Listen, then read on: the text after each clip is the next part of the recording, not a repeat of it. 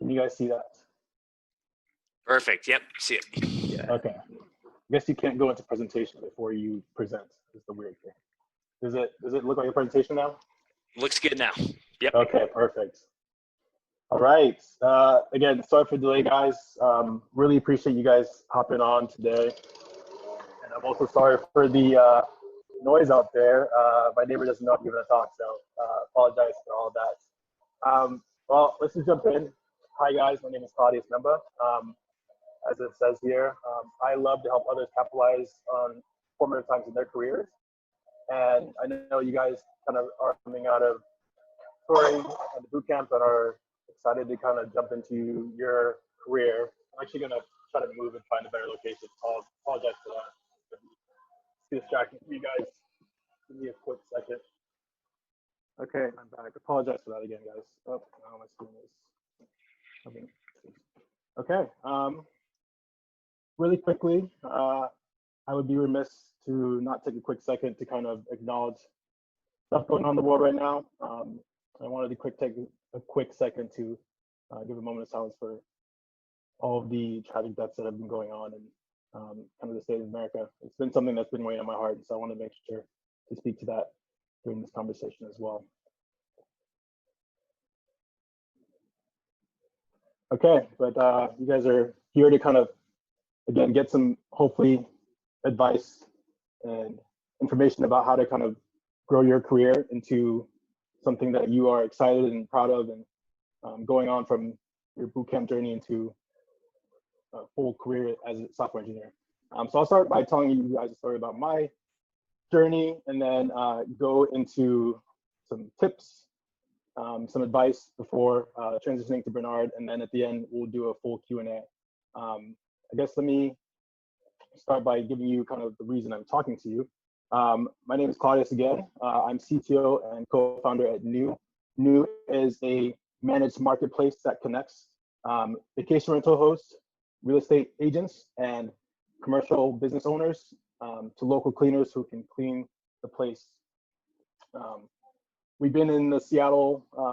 We've been in business for about 3 years in the Seattle ecosystem. I apologize for the lighting. It's going to be a problem. I'm just actually going to turn off my videos, make that easier. We've been in the Seattle ecosystem for over 3 years. We just finished Techstars Seattle, which is the accelerator program. And prior to COVID, we're generating some really great revenues, looking to fundraise, and then the world kind of stopped. And so we have been dealing and facing that challenge on its own.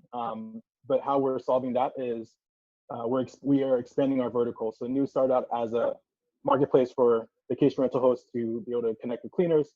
And as I just mentioned, we've expanded into not only a vacation rental host, but real estate agents and commercial offices. And so the journey, kind of how I got to here, is a little interesting. My background, I went to Ohio State University, majored in computer science. I was fortunate enough to have got an early introduction to computer science in high school, senior high school, that gave me the indication that I wanted to pursue this as a career. And so I came into university knowing what I wanted to do. I was also fortunate enough to be athletically gifted and walked onto the football team and played there for about 2.5 years. Ended up having too many injuries to continue. So I kind of gave that up and moved on to pursuing my other passions in business and startups, which is what ultimately led me to this end goal. As you can see here, prior to doing some industry experience, I co-founded 2 other startups, App.Kitchen and FunStarter, which I'll go into a little bit more in detail. And then following those 2 startups, went and pursued a career at Microsoft, being a software engineer for several different teams, and spending close to 3 years there before jumping the ship again and going back into startups and co-founding New with my co-founder Kwame. And again, you'll hear from our director of engineering, Bernard, who has also a unique story. Bernard is located in Nigeria, if he hasn't mentioned yet. And I'll let him tell his kind of story, how we all came to be, and his journey as well. So I don't want to spoil that. But let's see here. Yeah, going back to kind of university, I say university, I guess I wanted to call this up because one misconception is that, especially in this industry, is that you have to come from a prestigious Ivy League school to be a computer scientist, and you need to be the most brainiacs of the brainiacs to be able to pursue this role. And I kind of say I'm in opposition to that kind of statement, not because Ohio State wasn't a great school. Ohio State was a good university with a decent computer science program. It's not really known for its computer science program. It's not like a MIT or even a Carnegie Mellon or CM. Yeah, it's a good school with a decent computer science program. And what they taught there was that really, I think I got the most from was the fundamentals. Learning the fundamentals of computer science, being able to understand how the data structures and decisions and kind of the trade-offs you pick affect what you're building and how it operates. Learned a lot from my experience there. But again, my biggest myth-busting statement here is that you don't have to be at the top universities to be able to have a career or path that I've had. Again, Ohio State was a great school, and I learned and got a great deal from it. But it wasn't because of the education that I got my opportunities. And I'll kind of give you guys kind of my secrets to how you get yourself these great opportunities as well. So right before graduation, well, not right before graduation, several years before graduation, but following my departure from college athletics, collegiate athletics, I followed my primary passion. So athletics and sports has always been a big passion of mine, but my primary passion has always been business and being a entrepreneur.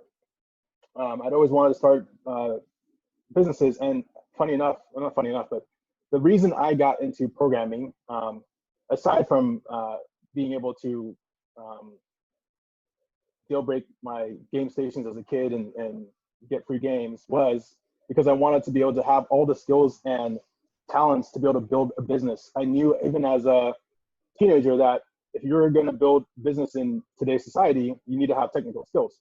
And for me, that was the hard part. I wanted to go study to the hard part because I knew the business part would be, well, at least I thought the business part would be easy, quickly learning that it's all hard, regardless of what role you have. So quick fact, definitely appreciate all your co-founders and everything they do for you, because all sides of business is difficult. But at the time I thought, hey, if I go get my technical skills sharpened, I can do the business side, no problem. And so that's why I went into computer science. But while I was doing that, I also got, again, post athletics, I also got involved in some startup ecosystems in the Columbus, Ohio area, which is where university is located. And so I got involved as a organizer for these events called Startup Weekends. And my first experience with Startup Weekend was where I created my first startup, Funstarter. I pitched this as an idea for Startup Weekend and rallied a team around it to build it, build an MVP. Actually, let me take a step back. If you don't know what Startup Weekends are, it's a 72-hour event where they bring together tech people, business people, marketing people alike, and people pitch ideas. People decide what they want to join and work on, and everybody works on. And the goal is to build a MVP in a weekend, essentially. So Funstarter, which was the Kickstarter for nonprofits, this was the 2012 era, and so Kickstarter was just becoming a thing. Crowdfunding was just becoming a thing. And so my thinking was, hey, it would be great to leverage all that micro giving to go to great causes. And so we built Funstarter, built it in that weekend, presented it, and ended up taking third place. And the team that built it wanted to continue and see if we could make this a business. So we did that for about a year and a half post the Startup Weekend event. And the business was great. But eventually we had to kind of sunset it, largely due to all those who were working on it were full-time students, myself included. And so it's really hard to manage both school and work and business at the same time. Something is going to give. And that's one of my tips. If you're going to do a startup, make sure you're ready to kind of give it all, especially if you're going to try to be successful at a startup. You can't half-ass it, quite frankly. The next one that I did, the next startup I did was App.Kitchen, which is right before graduating. App.Kitchen was a small local dev shop that worked building apps and websites for small and medium businesses. It was started by myself and a couple really talented classmates that I knew, as well as one of our advisors who saw the value in joining us. It was 5 of us as a cohort to be able to build this business. This business, I was largely helping build the business side of things, getting us clients. It was, again, a dev shop. So largest things with service-based businesses, you have to have a pipeline of clients. And so I, during some of my travels, was able to get us some international clients that we work with and help build applications and websites for them. But I eventually left App.Kitchen in December of 2015, sorry, spring of 2015, to go intern at Microsoft. I knew that I wanted to be able to build scalable technology. I had been seeing all these big companies get started, and my thesis has always been, I want to learn from the best, and I want to get the knowledge that I can. And so I sought to be able to go find a place where I could learn to build scalable technology. I was fortunate enough to get an offer, or fortunate enough to be able to get someone from Microsoft to reach out to me, and I'll kind of tell you my secrets around that as well. I have a blog post and other things amongst that can help you catch their eye, essentially. But I was fortunate in that someone from Microsoft reached out to me, having seen my online profile and things on my LinkedIn, projects I've been working on, and thought I'd be a good fit for the company. I saw that as a good opportunity for me to go learn how to build scalable things.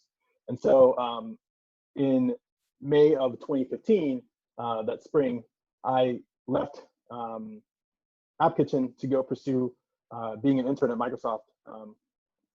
Really enjoyed my internship experience, and that quickly transitioned into a full-time role.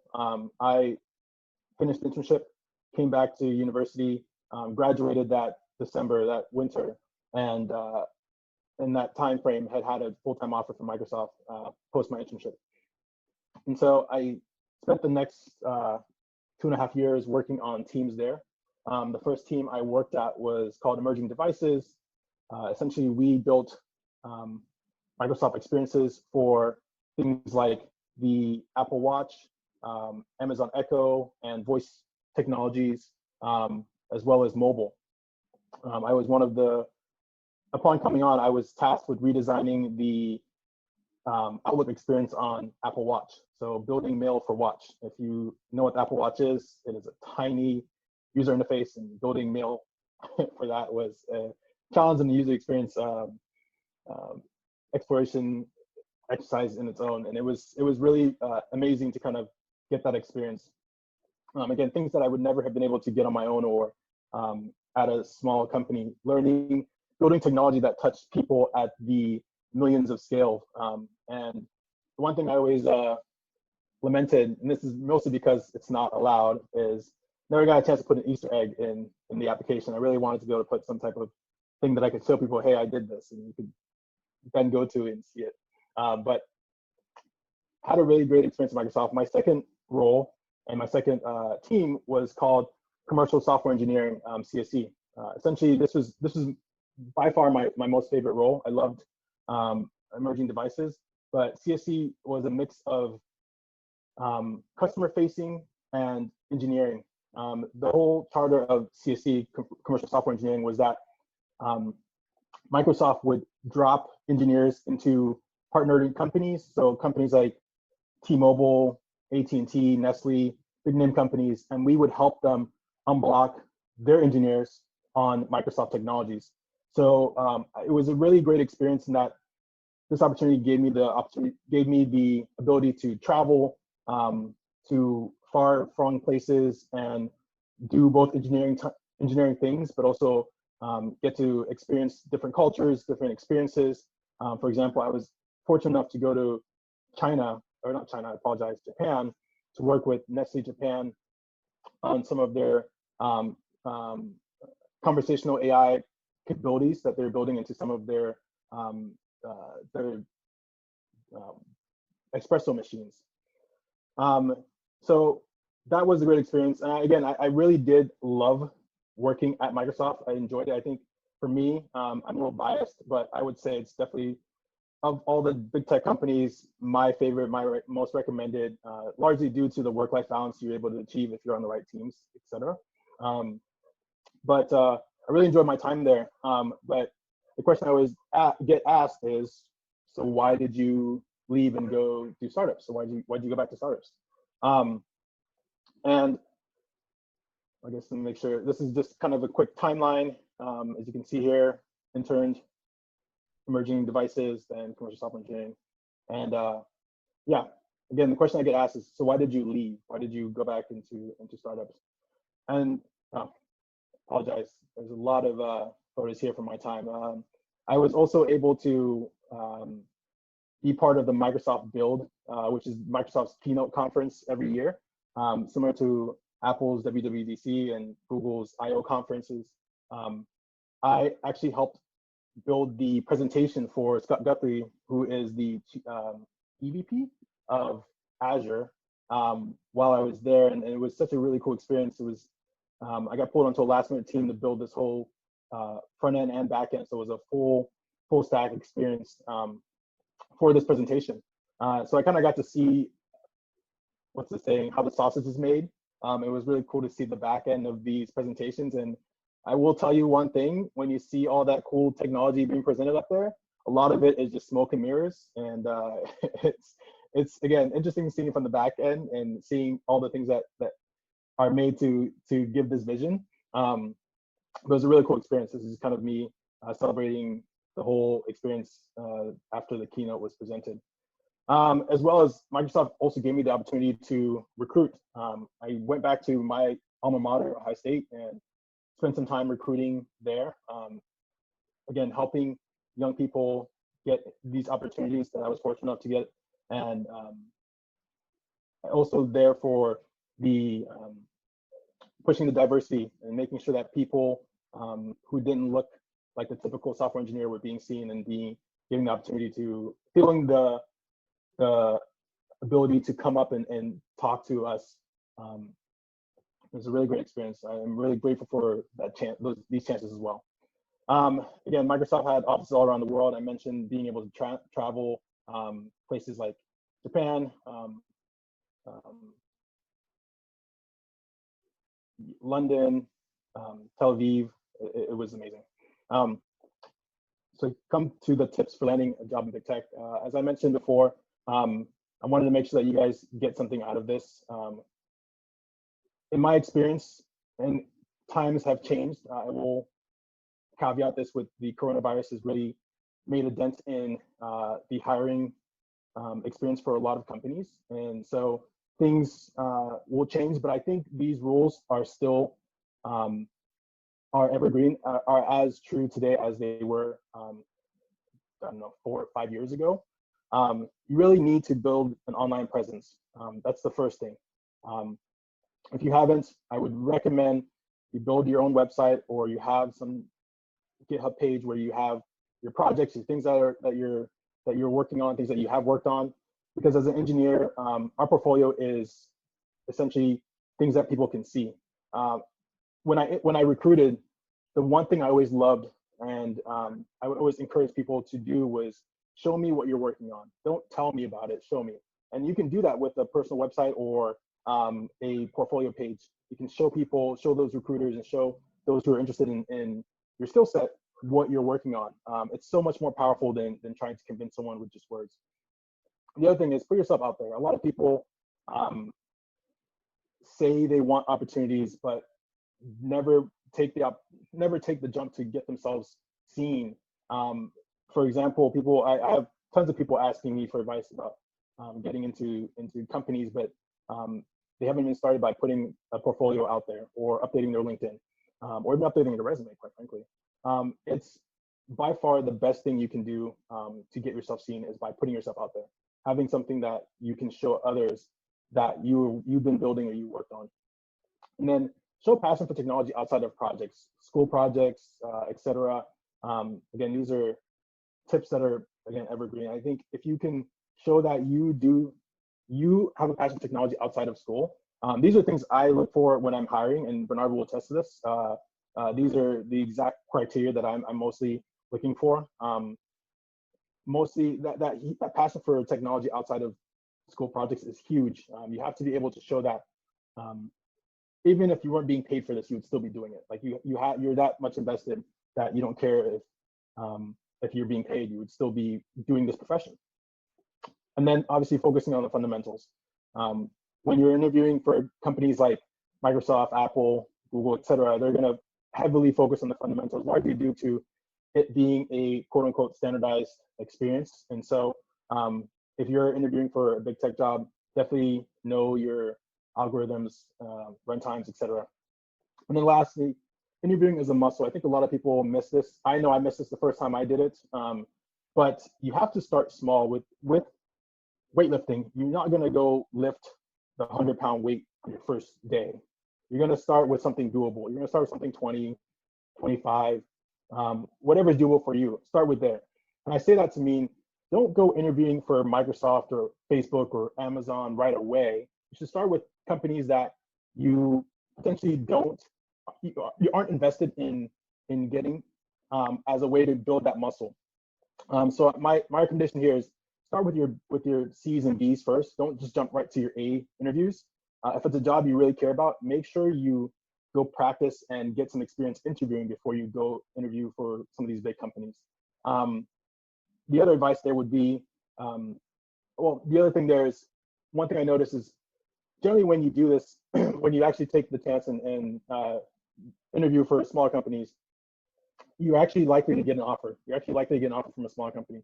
And what that does is it gives you confidence when you go into the bigger interview, knowing that you have something to fall back on, gives you the confidence that you're not, gives you you're not in a state of scarcity. You feel confident that you can go in and show your best in this interview without feeling like, oh, I have to land this job, whereas I'm not going to have a job. So that's another thing. There's those two things there I think are really key that, again, I missed it my first time around. And it is, I think, a really, really good insight. If you guys pick it up, will save you a lot of trouble and heartache. As well as I have a video on my site there. You can go take a look at this. I dive into deeper some more of these tips if you want any of those. I put this quote here. They say, you find a job you enjoy doing, you'll never have to work a day in your life.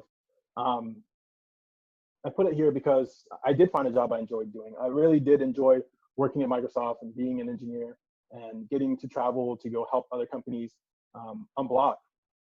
But I still found that it was work. And again, people ask me, why did you leave Microsoft? Why did you leave something you enjoy doing? And really, it's because of this. It's because about impact. My whole time there, not my whole time there, but towards the end of my career at Microsoft, I had gotten the opportunity to build technology that touched millions of people, but it wasn't, my impact in that was very, my impact in touching those people was very minor. It had gone through this barrage of other people and other things, and I just didn't feel like what I was doing was impactful anymore. I didn't feel the sense of responsibility or impact I wanted out of work, which is why I'm driven to do what I do, why I'm driven to get out of bed every day. I want to feel that impact. I want to be able to touch the people I'm helping, the people that I'm providing value for. And so I was just too far removed from that. Sure, I was, again, touching millions of people, but I couldn't name any of those people. I guess that's where it's getting down to. I couldn't call out to say, hey, this thing I did really helped you in that way. And so that's when I started considering making the plunge back into startups. I had always known that I wanted to go back into startups. In fact, when I came into Microsoft, I had a plan of being there no more than 3 years, and I would go back to do startups. And around that time frame was when I got that inkling of feeling I wasn't getting impact in my work anymore. And so around that same time was when my co-founder Kwame came calling. Kwame had essentially been an Airbnb host, scaled his business, realized that cleaning was a big pain point as a result, and wanted to build a platform that would connect hosts to cleaners. And it was simple as that. I myself have stayed in Airbnbs, and once he came with me to that, came with the idea to me, I went out and validated it with other hosts that I knew, talked to people who were in this industry, and everyone I talked to was like, yeah, why isn't, I can't believe that's not a thing. Like, I need that. Every host I talked to was overwhelmingly looking for the solution. And so that's when I knew it's something we had to build. I knew I had the skill set. I had learned enough from Microsoft. That's another thing I will say. I have a bias for learning, and sometimes it keeps me from doing the actual thing that I want to do because I just keep learning new things. And so as technologists, we all have that problem, I believe. We all want to learn this new thing, but it's really critical that you apply the learnings that you already have, apply the knowledge that you already have. Don't focus on picking up a new skill, but focus on really applying the knowledge that you've already acquired. And so I could have stayed at Microsoft longer, but I already knew I had the knowledge and I didn't need to, and I was already feeling that angst for finding more impactful work. And so I jumped shipped and I jumped onto New, became CTO, and started building our platform since then. As I mentioned again, New is a managed marketplace that connects vacation rental hosts, but also real estate agents and small commercial offices to local cleaners who can clean.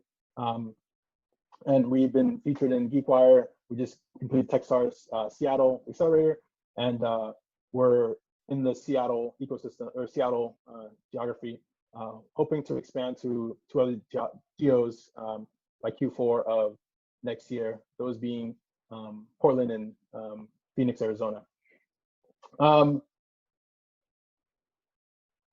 So this is a little bit about the experience. This is a kind of an overview of our team. I wanted to kind of highlight the impact component. New is a very small team, and what I do affects I would say affects a little people. What I do is felt by less people than what I did at Microsoft, but I know those people. I know every single person that like I'm impacting, not only on our team engineering wise, but also our customers. We've serviced over 200 properties, done over 7,000 transactions. I myself, along with Kwame, have actually cleaned ourselves just because we wanted to make sure that we not only understood the cleaners, but understood the business as a whole. So we've also been cleaners. But I say that to say we know the people we interact with. We've felt that impact, and that's what I was looking for. That's for me what it means to find a job that you will never work a day in your life. Like you feel the impact, you enjoy it regardless of whether it's good or bad. And startup is a roller coaster, so don't get me wrong. There's a lot of ups and downs.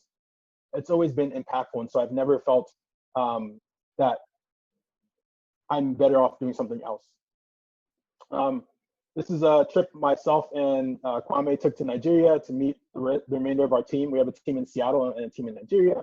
And I'll go into a little bit, I'll let Bernard go into a little bit about, again, his path. But me being of African descent, I'm Cameroonian, and my other co-founder, Rawan, at the time, Rawan, he's Nigerian. We were able to tap into our roots to find essentially engineers coming from programs such as this. And again, Bernard will talk about that, who were really high quality. Again, I interviewed them, so I know who were just enough as qualified as me and you to be working at a Microsoft, et cetera, and convince them to join us on this journey to be able to build this platform that we are building and this business that we're building. So I was also asked to maybe talk about being a CTO. I know you guys are, again, coming kind of from your journeys. If anyone's interested, I have a blog post. I'm hoping it's showing. I can't see if it's showing the link. I hope you guys can see that. But I have a blog post on my site that dives a little bit into this.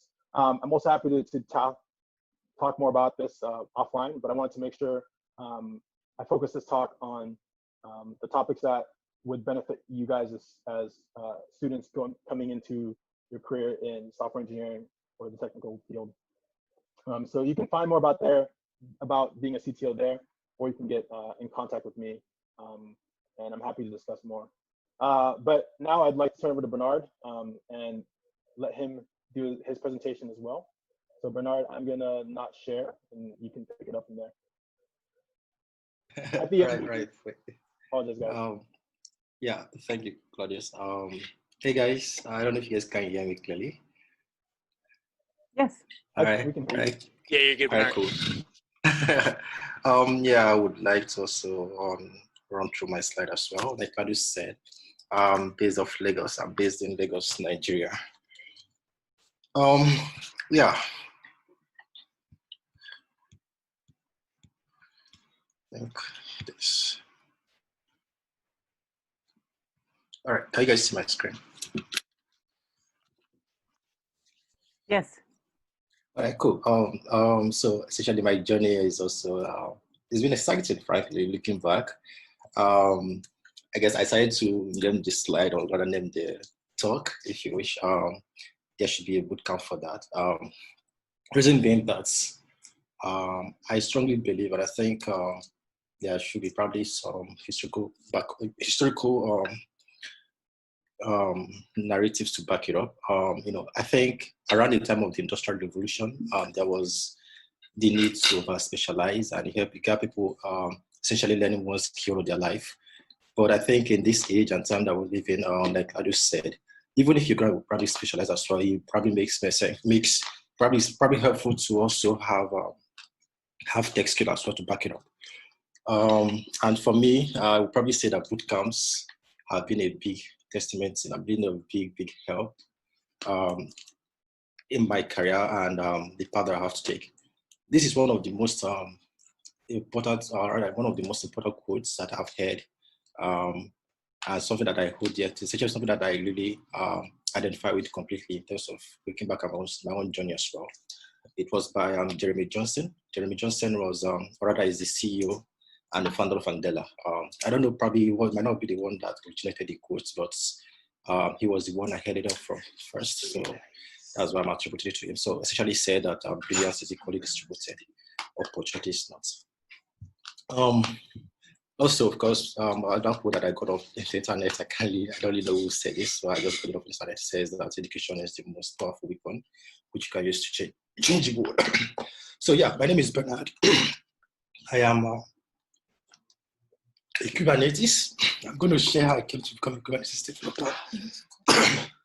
I'm sorry. I'm going to share how I became a Kubernetes developer. I also, please give me a moment. I need to drink water.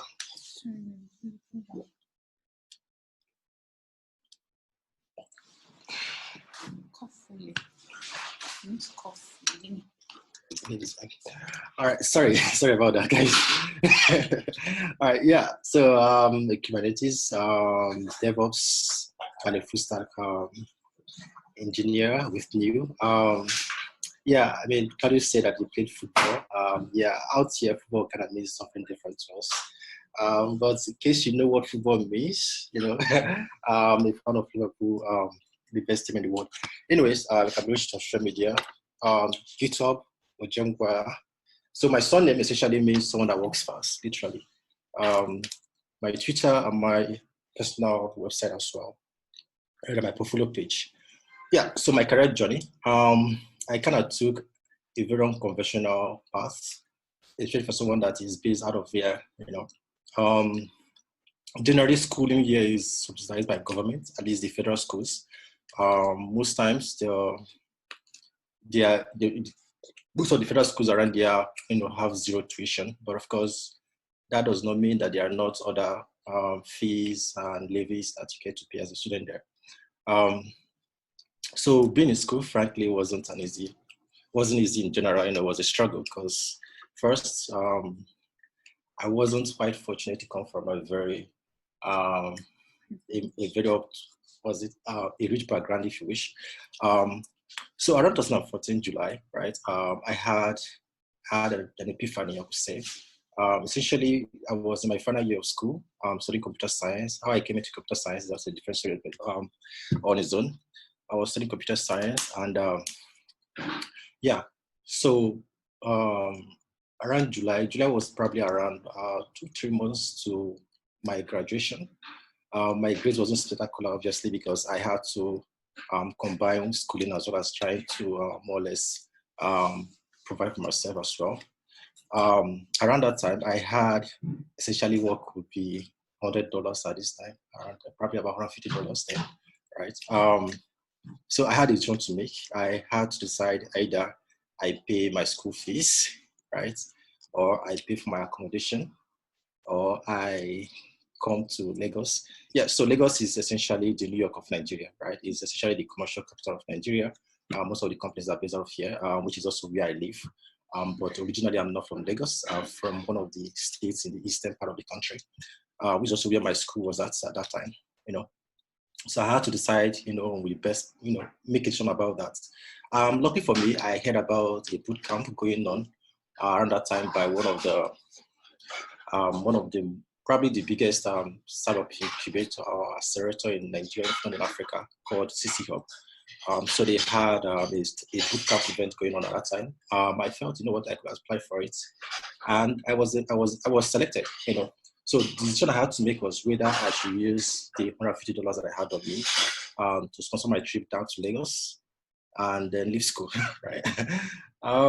So yeah, for me, I felt, well, at least I pretty much know my school wasn't really all that great because just I have to compare often. So I wasn't a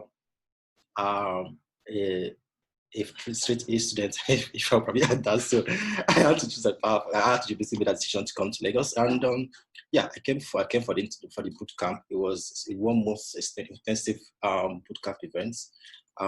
Essentially mostly around beginning web dev, CSS, HTML, and JavaScript and stuff like that. Essentially, then most of these frameworks aren't that popular, so we are mostly working with jQuery. So part of the terms of the bootcamp was that I was going to be attached to one of their startups, to intern with them for about 3 months before I'm offered a job. So essentially, after the bootcamp, those that scaled through the bootcamp, we are selected, and I was one of the ones that was selected to work with the startups. So while I was working on the startup, essentially one of the days I got to know one of my bootcamp mates informed me that there was going to be a hackathon event by a new startup coming in from the US, around town. So I decided to apply for it. And over the course of the hackathon, my team and I we didn't win any prize because they felt that our solution wasn't solving a local need. What we built then was a recommender system for fashion stores. So basically, we aggregated different e-commerce websites, and we have a recommender engine that we built that will take your preferences and then get prices and give you price comparisons and all that. But then after the hackathon, I was offered a job by a company, and that was actually how I got to join Andela. Yeah, so I worked in Andela for about a year. Left Andela to work with another company, a local company here, on the very first nationwide e-voting system that we had in the country, 2015. Then from there, I worked with another company called Max. Max was essentially the very first local e-hailing company for motorbikes. I don't think it's probably something that maybe something that's popular in the West. But I think at the time when we started, the only company that we knew that was doing something similar was Gojek in Indonesia, right? So we built the products there. From there, at the point I felt that I need to have much more exposure. I mean, the team I worked with at Max, we are all MIT trained and all that, but it's still a local company, and I feel that I need to gain a different perspective to what I work with. And I saw a new ad, and I reached out to them and had a conversation, and it was fun. So my bootcamp story, I kind of give a very big summary, but in terms of my bootcamp story, definitely was one of the most exciting, intense moments of my life. Besides the fact that for the 1 month, we are fully housed, and they also provided us with feeding. So relatively, it was quite easy for us to settle in and work, but it was really intensive. Coming from the school. My school, I was studying computer science, but frankly, it feels sometimes that you're teaching your lecturers really, it was really bad. Coming in there, and it was actually the first time I felt that I was in a class where you feel you're learning stuff and you're being really challenged, because every day there's something you have to learn, and of course, not just you're learning stuff, you're actually working with deliverables. There are projects you have to work on and all that, which kind of reinforces what you're learning. Then, of course, you get to meet different people with different skill sets. There are some that already have what you might call more advanced skills to come for the bootcamp itself. And there are some that are still starting out.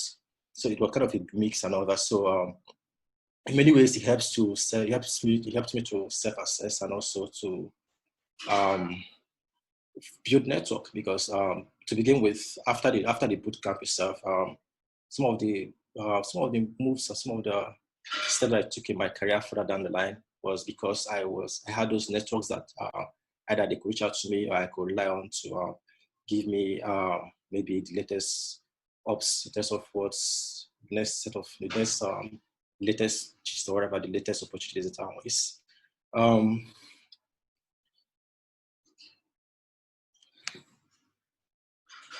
Then after bootcamp, of course, like I said, the bootcamp experience I had was kind of different because for one, it wasn't paid for. It was actually sponsored by some of the I think it was a Makoto Foundation grant or something. One of the Western foundations that sponsored it, so it wasn't necessary that we have to pay for it. But the intensity was there as well, and of course after that, it gave me a leverage because essentially the opportunity to be around people that have already been in tech for a while. I mean, we had a couple of people coming around, just as Claudius is doing now, right now, have a lot of people coming around to share their experiences and also to give us tips in terms of how we can further grow in our career. So yeah, it was really something that was quite helpful for me in general as an experience. Lessons learned, really, I think the lessons of things that I really consider the major takeaways for me was first, to build networks. I understood that some of the people that I met at the bootcamp, obviously some of them are doing relatively very well. Some of them are probably falling off, but the fact that I still have those people I can reach out to as peers, people I can also use as resource persons as well. And also people that I know can always, reach out to me with opportunities and even sometimes serve recommendations for me as well. It's something that definitely has been a major boost to me as well. Then researching my instructors as well. I think in general, I think I probably could have shared this as well because when I joined Andela, funny enough, barely 4 or 5 months after I led bootcamp. Of course, before then I had relative experience with development, and being that I had computer science background as well, it made that I also understood the data structure and algorithms and all that. Joined Andela about 4 months after my bootcamp. I essentially joined Andela as one of the instructors. Right. So it was kind of funny because the original office that Andela had, the original Andela office in Lagos wasn't quite far from the place where the bootcamp event held. So at the beginning, it kind of felt, some persons will see you, and it kind of felt strange because some will see you and be like, you literally just had a bootcamp experience and now you're an instructor to others and all that, But I think at the end of the day, because I definitely took my time just serious, I would say, and because I also try to, I guess for me really, I tried to do my best at all times. I mean, later everything was at least one of my biggest achievements would be being able to pass on my knowledge to some of the guys that came through my own classes as well, But then, like I said, researching my instructors also allowed me to learn how to learn from them.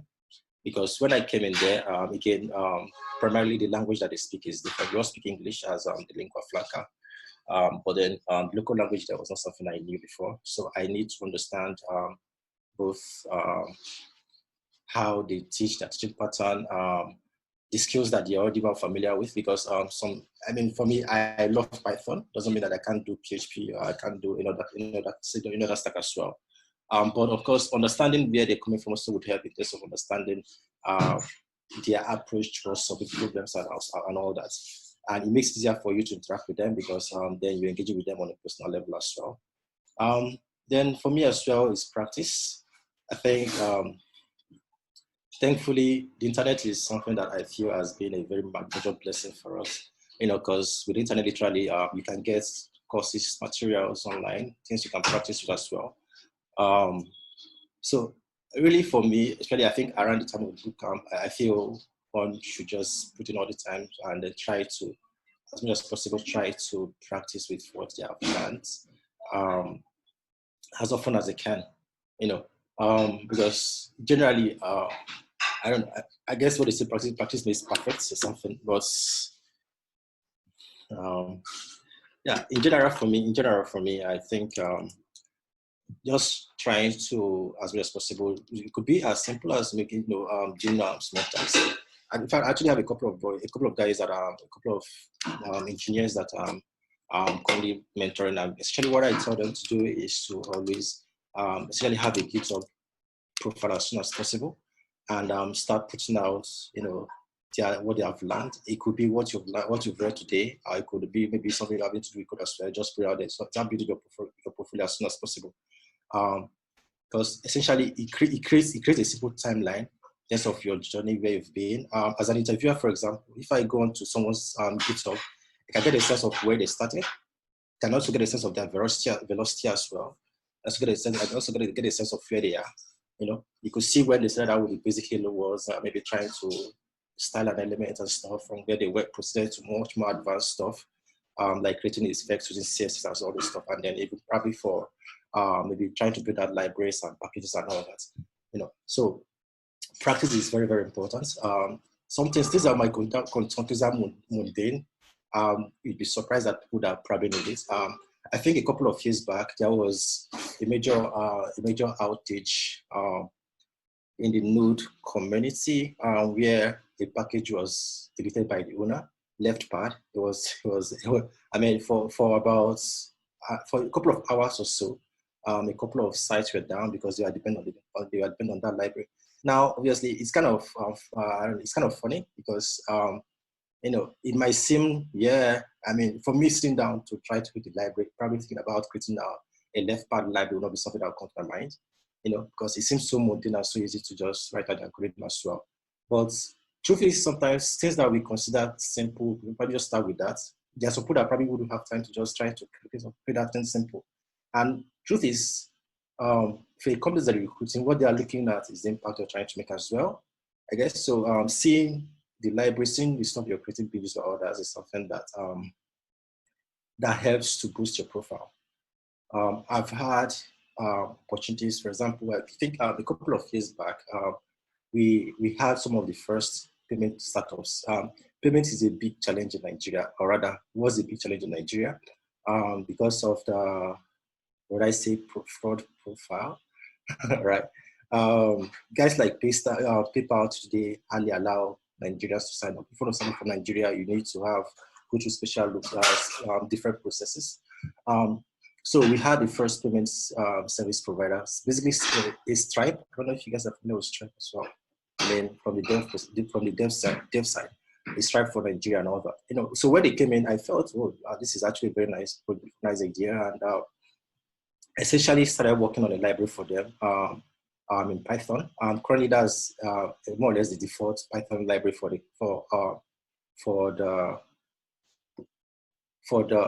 the service, and that alone creates a lot of traction from the Arizona Python community as well in Nigeria. So I feel contributing to open source. Try things that if anything you're working on, anything you're trying to create, anything that you create that solves a problem, open source it if you can, and as much as possible, if it's a package you want to deploy, cloud it, let others see it, let others try to use it, and let others give you feedback as well. I think that is more or less what I think because of advice. Lessons I have. Yeah, so this is Liverpool with the word. Thanks. Yeah. Okay, thank you so much, Bernard. I highly would echo and second what Bernard just said about things like hackathons, as well as Um,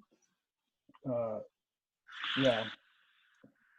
Sorry, let me make sure. All right, we can jump into Q&A. I would love to answer any questions that you guys have.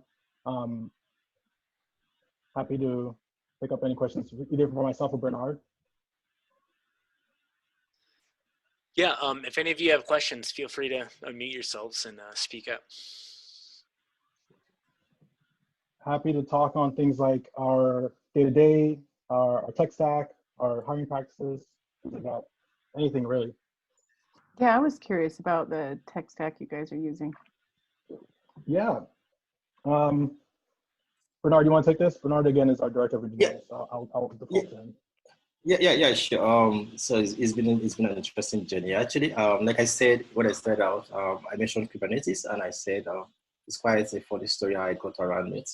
To begin with, I have read the Kubernetes docs. I just probably played around it, setting up a little bit of a cluster of my machines in Minikube. I don't know if anybody that does probably some DevOps Kubernetes stuff here would have probably seen the video by Casey Hightower at the Google I/O event, I think 2017, isn't it?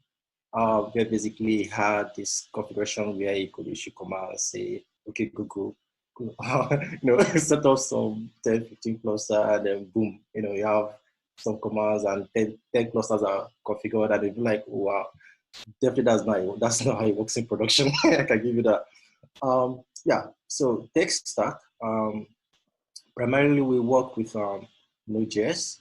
But of course, we are leveraging TypeScript as well as a superset of JavaScript for both our backend and our frontend as well. So because of where we started out, actually, primarily what we had was Express 4, and it wasn't written in an object-oriented format, which is what we were looking for, especially for our controllers, right? So we had to leverage a relatively young library that we checked out and I felt could serve our need, which is what we're still using. Because at the end, it still compiles to Express routes and all that, and then from there, passes the best stress with Node.js. Then also we are leveraging Kafka for communications between services, as well as so we're using Kafka essentially as a backup communication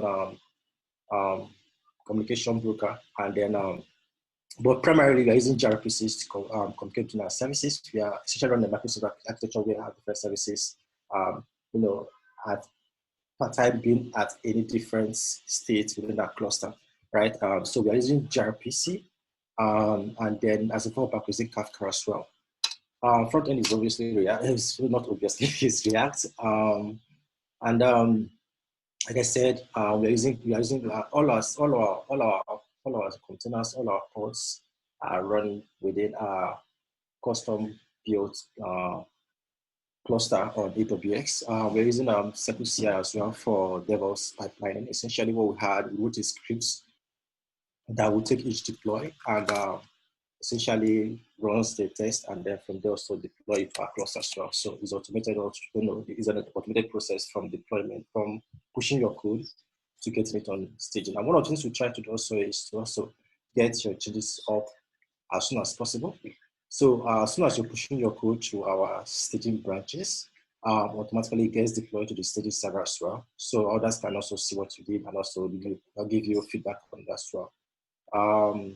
Our code repositories, Bitbucket, I think that's more or less a snapshot of what we have running on me.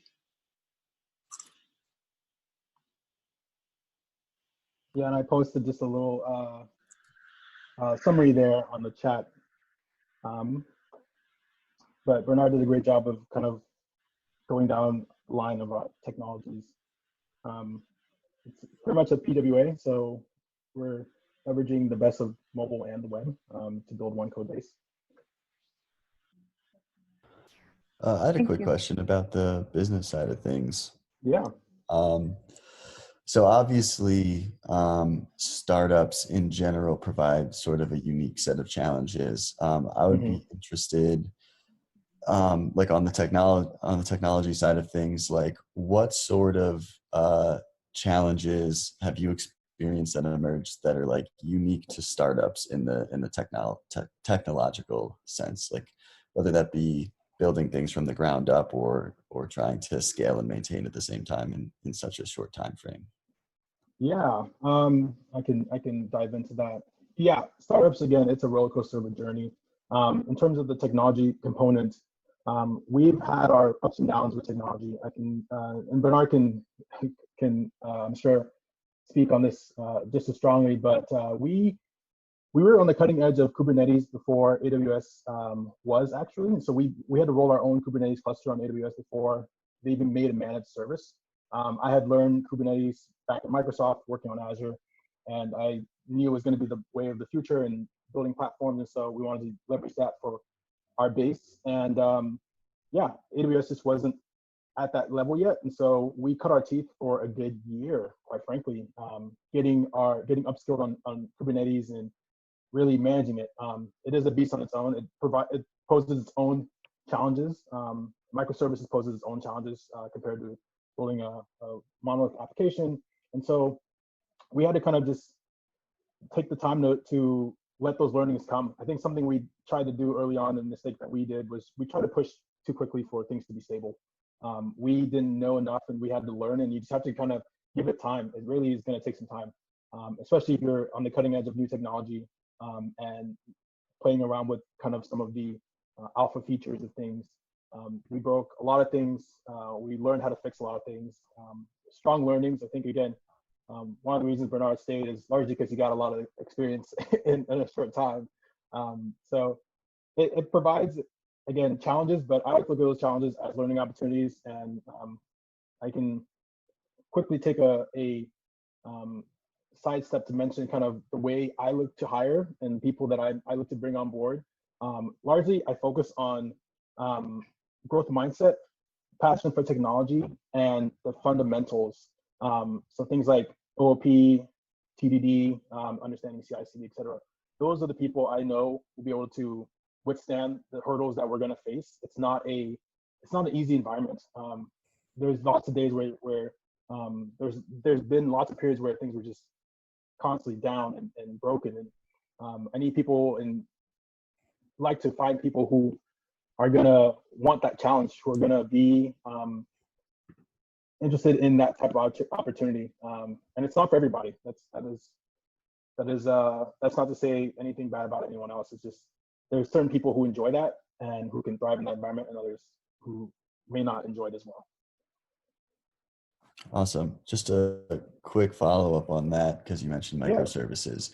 Do you think that, is there room in the startup world for something like kind of like spinning up an MVP as a monolith and then like incrementing it into a microservice? Like, I'm just curious because you mentioned that microservices have their own unique set of challenges, and I would wonder the time constraints on trying to get those different types of APIs and communication set up versus the former.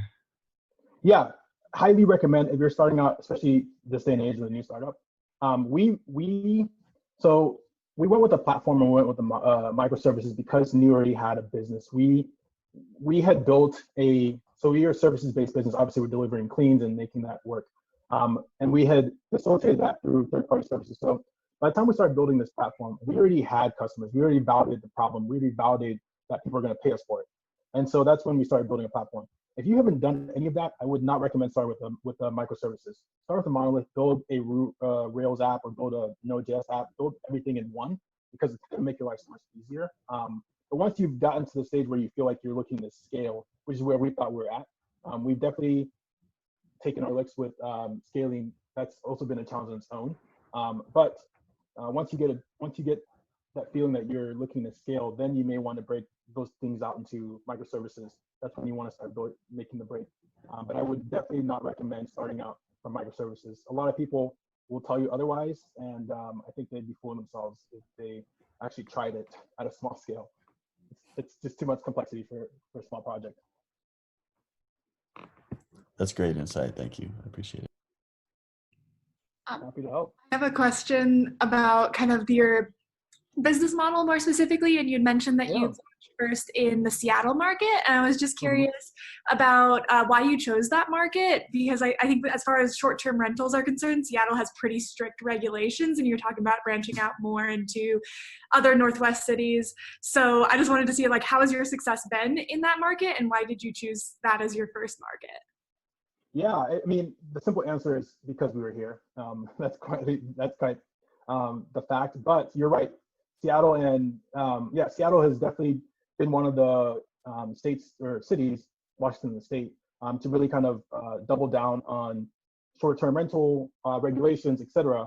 But the funny thing is, we're actually pro-regulation, largely due to the fact that our customer base, the people who our service caters to, are those who treat their vacation rental as a business, not people renting on the side, like renting a spare bedroom in their apartment. We're catered to our ICP, our ideal customer profile is the gainfully employed host who has a second property and is renting that out for passive income. So those are the people regulation actually benefits, because the regulation is to curb people who are illegally renting spare rooms from doing that. But if you own the property, which is what most of our customers do, you're able to rent it as much as you want, etc. So we started here because, one, we're here, and we're looking to expand to other verticals. And the thought process goes as this: we're looking to expand to Portland, second, largely because it is very similar in terms of geography and spaciousness to Seattle. So we feel like we would have a lot of learnings that we could apply there. And then we're looking to expand to something that's totally out of our realm, which would be not Portland, Phoenix, because it is complete opposite from the PNW market. Also because our business inherently faces seasonality. In Seattle, it's amazing to travel during the summertime. So Q2, Q3 is really hot. But then the winter and fall, or mostly winter, is low on travel. Whereas Phoenix, where in the summer it's really hot there, so people aren't traveling there. But in the winter, it's kind of cool and mild, and a lot of people travel there during that time. So it allows us to balance the seasonality of Seattle by going to a Phoenix, etc.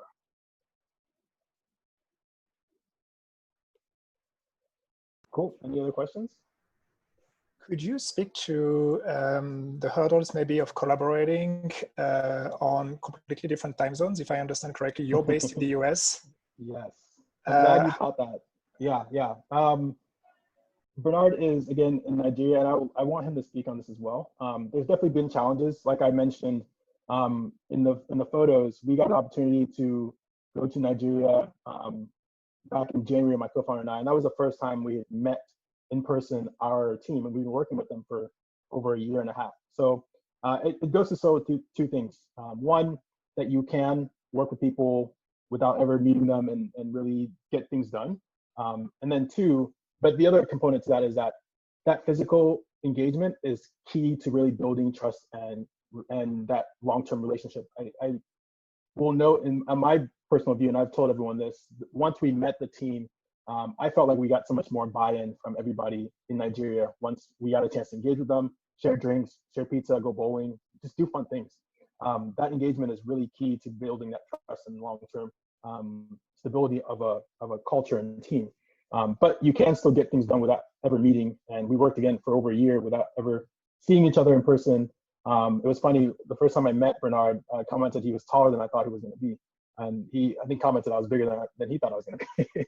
So it's such a fun experience, and being able to do that has been amazing. But again, I'd love Bernard to chime in on that. Yeah, I mean, exactly. Like, definitely you look way bigger than I thought you're going to be, but yeah, I guess also, like you also mentioned, also you need people. I think with all startups, you need to hire people that have the growth mindset as well, people that also buy into the product as well. I think it's very important. And then in terms of how we try to manage it, I think definitely out here is quite difficult because stuff like electricity, for example, is not guaranteed, right? So most times you have to figure out a way to generate your private power by yourself. But generally what we try to do is to at least have a section of our work hours intersect. back in Seattle, I think it's eight hours during summertime and 7 hours normal time zone difference that we share. But then here what I miss is that our afternoon, evening times are more or less the morning hours for Claudius.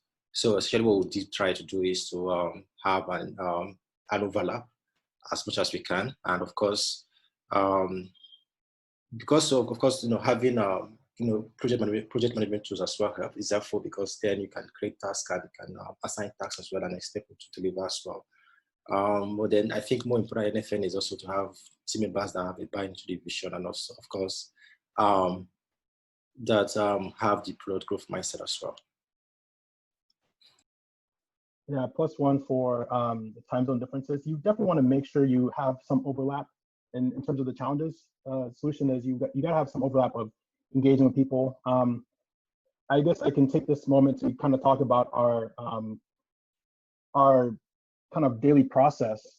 We hold stand-ups around 10 a.m. my time, which is around 7 p.m. their time. But they also, the other engineers in Nigeria will hold stand-ups around 1 a.m. my time, which is, I think, maybe 8 or so their time. So we hold stand-ups with an overlap. We try to make sure that there's enough time that in case they're handing a task off to me and I need some guidance, I can get some guidance before they go to sleep, and vice versa. It is nice to be able to do that, to be able to, again, pass off tasks and know that someone else is kind of picking the ball where you left off. And that has really been, I think, a benefit to our development, being able to kind of coordinate across different time zones. Thank you.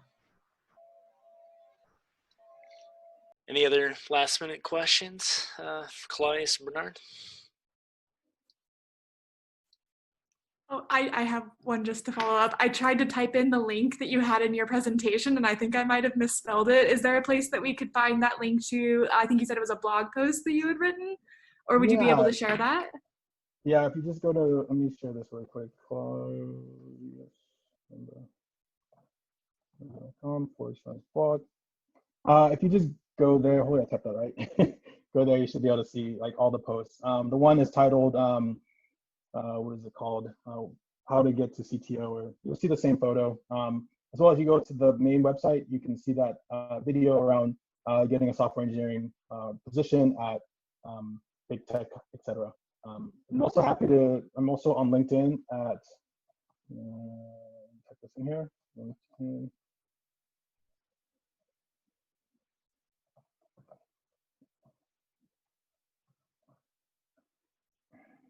I'm also on LinkedIn, so you can connect with me there. I'm happy to field any questions online, offline.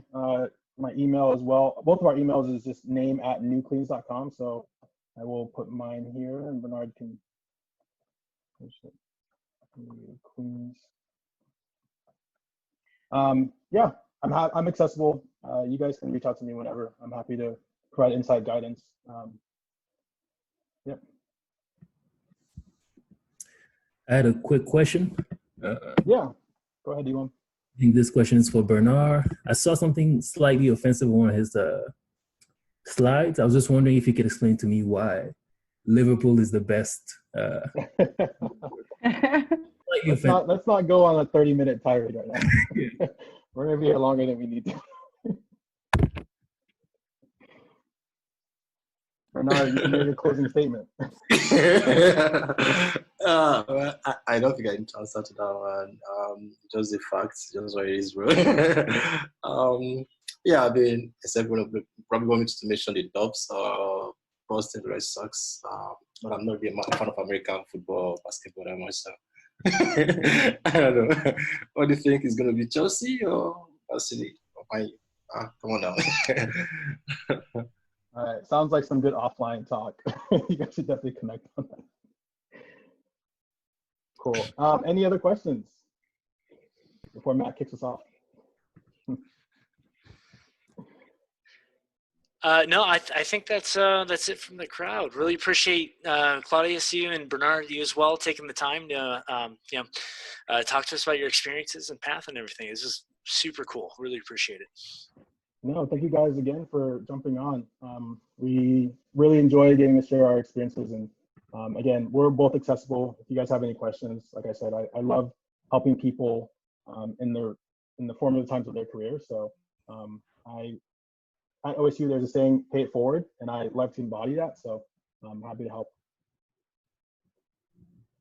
Yeah, thanks so much. We certainly appreciate it.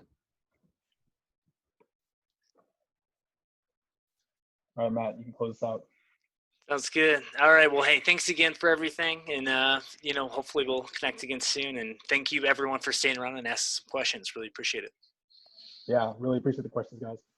Thank you. Cheers. Bye.